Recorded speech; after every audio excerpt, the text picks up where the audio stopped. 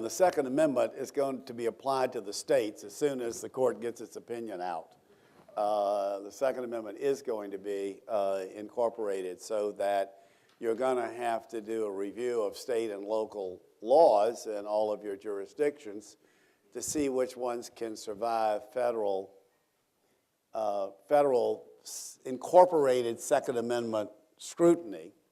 The court had revived the Second Amendment. The court struck down Louisville and Seattle school desegregation plans in a fairly sweeping opinion, so that the court has been quite willing to set aside acts of Congress, longstanding precedents, everything that conservatives should abhor, that is micromanaging school systems all over the country by a national edict on race. Whatever you think of these decisions, they show that this court is not going to be particularly deferential to state governments, local governments, the national government, the Congress, the president, when their own view of the Constitution differs, and that they will have a fairly muscular view of the Constitution. So the court, on the one hand, thought that the expenditures, independent, uncoordinated expenditures, were less likely to raise the specter of corruption and were more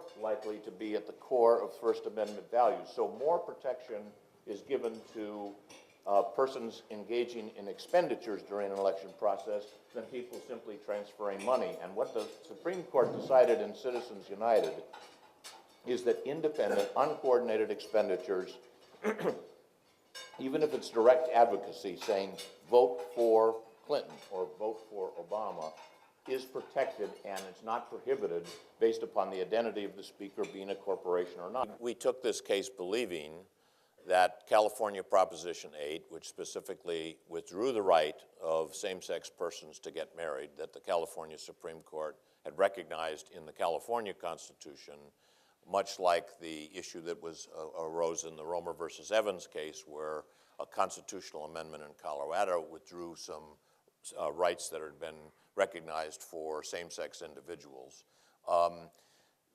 What California did at the ballot box is put in the Constitution that only marriage will be recognized and valid in California between a man and a woman. We brought this case on behalf of two couples, two gay men and a lesbian couple, both of whom had been in long-standing, close relationships. The lesbian couple are raising 4 children, 4 lovely young children. They're teenagers. And the men had been in a long-standing relationship. In California, California recognizes something called domestic partnerships, which creates all of the same rights, they say, or virtually all of the same rights as marriage does, but it withholds the name marriage because only marriage will be recognized between a man and a woman. Our arguments are that that violates what the Supreme Court has repeatedly said is a fundamental right under the Constitution as a matter of liberty, privacy, association, and spiritual identity. What I have found, I don't know what activism is. For people that say that it's a court that strikes down the law of Congress is unconstitutional, it sort of would depend on whether it's unconstitutional or not. I mean, that's what courts are supposed to do, to rein in legislatures. That goes back a long, long ways. It's happened much more recently under more liberal members of the court and more conservative members of the court in the late 20th century and into the 21st century.